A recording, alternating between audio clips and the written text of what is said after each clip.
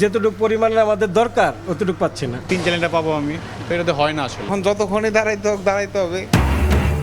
পাম্পে পাম্পে ঘুরে শেষ চালকদের ছুটির দিন, দ্বিগুণ সরবরাহেও সামলানো যাচ্ছে না পরিস্থিতি। সন্ধ্যা 6টাতেই বন্ধ করতে হবে দোকানপাট। যে পরিমাণ ফুয়েল বাংলাদেশে নর্মাল টাইমে দরকার, তার দ্বিগুণ ফুয়েল দিয়ে আমরা কিন্তু এখন সামাল দিতে পারছি।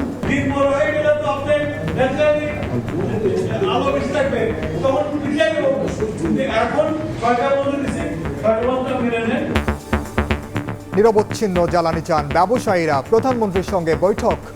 দ্রুত গভীর সমুদ্র বন্দর ও থার্ড টার্মিনাল চালুর তাগিদ। চাপ সামলাতে চীনা ঋণের আশা। জ্বালানি সংকটের কারণে চাপ সৃষ্টি হচ্ছে অর্থনীতির উপরে। তারা সম্মত হয়েছে, তারা বাজেট সাপোর্ট দেবে বাংলাদেশকে। দেখছিলেন প্রধান শিরোনাম। সন্ধ্যার সময় সঙ্গে আছে আমি ওমর রিনান। এবার অন্যান্য শীর্ষ সংবাদ। কেরানীগঞ্জে গ্যাস লাইটার কারখানায় ভয়াবহ আগুন, 5 জনের মরদেহ উদ্ধার। থামছে না স্বজন সহকর্মীদের আর্তনাদ। ছিল না পর্যাপ্ত অগ্নি নির্বাপন ব্যবস্থা। হামের প্রকোপ সারা দেশে, আরও 5 শিশুর মৃত্যু। 30 উপজেলায় টিকাদান শুরু কাল।